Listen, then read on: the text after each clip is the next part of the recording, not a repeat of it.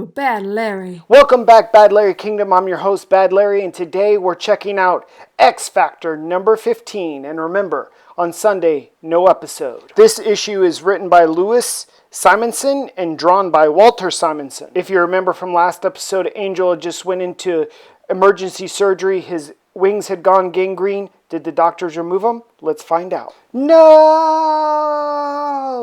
Angel is no more. His wings are removed. It is a sad day for Angel and Angel fans, including me. Angel wakes up. He's pissed.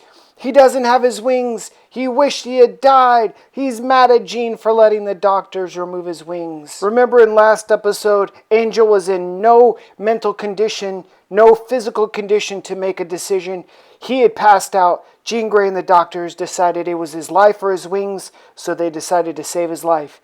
Angel had wished he had just died as a mutant instead of having his wings removed. Just imagine if you had some special appendage or power that allowed you to do something extraordinary special, and then while you're passed out, the doctors chop it off. You'd be pretty pissed off too. Back in Anchorage, Alaska, Cyclops is at the morgue.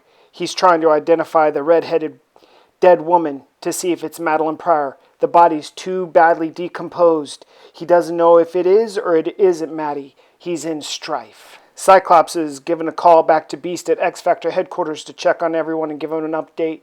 So far, he tells Beast that the trail has gone cold. He can't find Maddie anywhere. With Scott in Anchorage, Alaska, searching for his wife, Angel is out of the picture. Jean Grey and Iceman at the hospital supporting Angel. Beast is the only one at the X Factor headquarters holding the fort down. This means that training has virtually come to a standstill. And this sucks for Skids because for the last couple days, her force field has been permanently stuck on. During the call, Beast has just learned that Angel's wings have been cut off, which means all the rest of the mutants have learned that Angel's wings have been cut off. Artie makes a projection of Angel saving him down in the tunnels. He's blaming himself for Angel's predicament. Skids and Rusty try to console Artie, and saving mutants is what X Factor is for. But let's keep it real. It is Big Eye Bubblegum Head Artie's fault, and mainly it's Rusty's fault. Shame on Rusty and shame on Artie. Remember way back in episode 8 when X Factor went to go confront Mystique and the Freedom Force out in Central Park? What did Cyclops tell Rusty? Do you remember? He said, do not leave X Factor headquarters. Stay put. Did Rusty listen? No. He decided he wanted to help out, which means that he ran away. They caught him. He ran into the tunnels. Artie followed. It's Rusty's fault and Artie's fault. The Angel's wings got cut off. Shame on them. Mask is being a huge dick. He's calling Bubblegum Head Artie a little ugly, and Boom Boom's like, take it back. And Mask's like, shut up, I'll make you look uglier than you already are. And they start fighting. Beast comes in. The whole house is a mess. Beast chastises Boom Boom for setting off a bomb. Her real name is Tabitha, by the way. And he says that the next time she sets off one of her little bombs, it's another hour in the laundry room. Our heroes are a lot more disciplined with their powers, except when Iceman is pulling pranks on Beast. But compared to the Morlocks, who like to use their powers all willy-nilly against each other, there's a definite discipline difference between our heroes and these Morlocks and the New Mutants. A few days later, we see Angel recovering in bed at St. Vincent's Hospital. If losing his wings isn't bad enough, he's going to soon have to face trial for misappropriation of funds from his company. So this means that he could be spending some time in jail or losing some or all of his fortune. Jean Grey comes in and tells Warren he needs to stop watching that fake news bullcrap. Even though Jean Grey is looking finer than sweet strawberry wine right now, Angel is pissed at her for letting the doctors cut off his wings. He tells her to get the heck out. He ain't want to hear none of her junk. Jean Grey calls Scott and says that he needs to come back and support Warren right now. Jean says that she's really worried about Warren because Warren keeps saying he'd be better off dead. And because Scott is Warren's best friend, he needs to come back and support him. But Scott yells back into the phone that at least he's alive. He thinks that the dead woman that he found in the morgue is actually Maddie and that he's going to bury her. And that if he stayed in Alaska, then Maddie would still be alive. But he understands if Jean can't come to the funeral. Well, I say, Margaret, what fashion are you wearing? My dear Montgomery, I'm wearing Subscribe Now, the latest fashion. I see you have like buttons. Marvelous. Caliban has detected that some of the Morlocks down in the tunnels have survived, and some of them are ready to leave X-Factor headquarters and go back home. The Morlocks are a little bit more rowdy. They like to do what they want to do. X-Factor and our heroes are a little bit too disciplined and organized, and Mask especially doesn't like being told what to do. Plus, Mask is extremely jealous at how attractive X-Factor are and how much they can pass as humans, when Mask himself is so ugly that he would never be able to pass as human.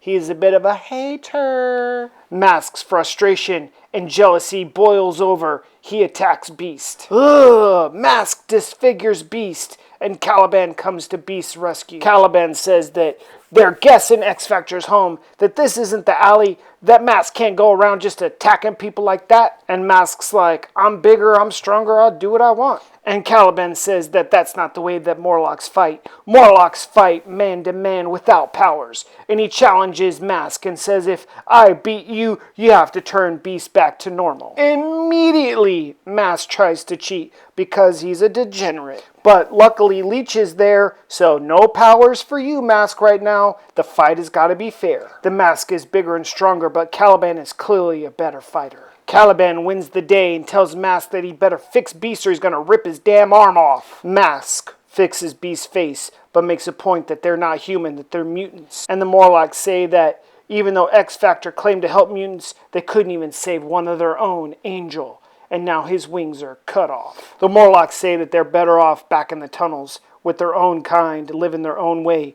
But Skids wants to stay with X-Factor and try to learn more about controlling her powers. Plus, to be fair, she ain't ugly like the rest of them Morlocks, and she got a thing for Rusty. Meanwhile, back in Anchorage, Alaska, Scott has buried what he believes to be his wife, Maddie. And remember, the last couple episodes, Scott's been having hallucinations, and this is another one. The hallucination of Madeline Pryor is telling Scott that even though she may be dead, his friend Warren is still alive, but barely. That Warren is killing himself, starving himself, brooding on the brink of suicide, and Scott's up here in Alaska chasing a dream. All of a sudden, Scott comes to reality. He becomes very worried about his friend Warren. He thinks that Jean Grey's watching him. Warren has to be alive. He has to be safe. But where is Jean Grey? Why isn't she at Warren's side? Warren tosses his sleeping pills in the trash. Even though he can barely stand, he's got to get the heck out of this hospital. Warren is actually suicidal. He's already changed his will to leave all his money to X-Factor.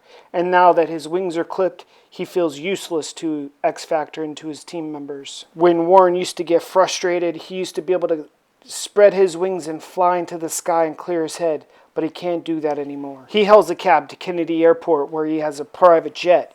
He needs to fly one more time. A half a mile above Manhattan, we see Apocalypse is piloting some sort of aircraft. The aircraft is totally cloaked from human visibility as well as radar. On board are Apocalypse's 3 horsemen: Pestilence, War, and Famine. Apocalypse hates that the humans still exist because they're so weak, and he hates the soft mutants as well. In Apocalypse's dream, all the humans are dead, and only the strong mutants survive. With Apocalypse as the ruler of the world, obviously. Back at X-Factor headquarters, X-Factor is saying goodbye to the Morlocks. They're going back home. Skids, however, has chosen to stay at X-Factor Complex and try to work and train to control her powers. Beast and Iceman decide that they're going to finish off the day with some training, but then Iceman gets teleported away. I told you in a previous episode that Marvel loves to do tie-in issues, and the only way to find out where Iceman went is to go buy Thor number 377. But we'll skip that for now, and we may revisit that in a future episode. But you guys let me know. Do you want me to include the tie-in comics? Yes or no? Let me know down in the comments. And early the next morning, Beast is up with Skids, helping her to try to train her powers. She needs to learn how to shrink her force field. That way she can actually grab onto something. But right now she can't even grab onto a little piece of candy. Her force field is still too big. Jean Grey busts in the room and apparently is busting out of that outfit. But I ain't mad at her. She tells Beast that Warren has escaped the hospital and someone overheard him saying that he wants to fly one last time. Jean Grey and Beast both know if Warren's will changed, that Warren's going to leave all his money to X-Factor if he dies. Beast and Jean Grey know that they need to go find their friend before he does something stupid. Scott, who's also worried about Warren, has just landed from a 14-hour flight from Anchorage, Alaska. He sees the kick-ass red X-Factor helicopter. The Beast, Jean Grey, and Scott can see that the X-Factor jet is on the runway. It's about to take off. And they know that Warren is piloting the plane. Warren is in super bad shape. He's in super pain. He takes off. He's heading over the ocean. He looks like he's arming some sort of bomb or missile. Scott, Jean, and Beast see their friend's plane explode right in front of their face. Scott immediately is blaming himself, saying he should have been there sooner to help his friend. Scott's thinking he's always one step behind. He wasn't able to save Jean Grey when she died the first time. He couldn't save Maddie. He was always one step behind there, and now he couldn't save his friend Warren. Emotional damage. And there you have it, folks. Let me know what you thought of episode 15 down in the comments below. And stay tuned on Monday for episode number 16, Playing with Fire, where we're going to see Skids, Rusty, Boom Boom, and Artie face possible death in Morlock Alley.